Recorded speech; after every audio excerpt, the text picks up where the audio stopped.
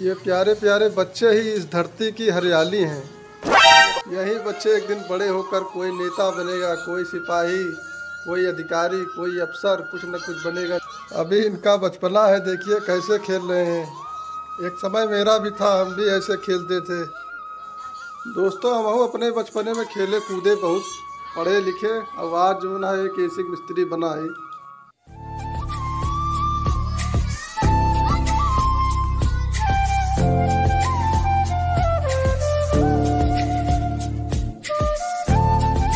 हमारे पड़ोसी बताए ना भैया, देखा सारे परा है अच्छी तो सरल हरे के बताई छे।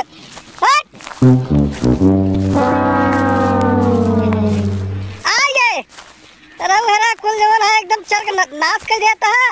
एक ऐसा गेहूं है का खई हम कहीं सरल है चला जाओ वहाँ कहती खा चरा है वहाँ कहती घास दो कुल सारे हमारे जो है चरक बैठा देता है।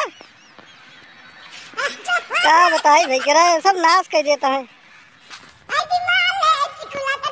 भैया आप सब देखा हुआ वीडियो में, देख ले एकदम पूरा नाश कर देता है। एक मिला हुआ चला है, आ गए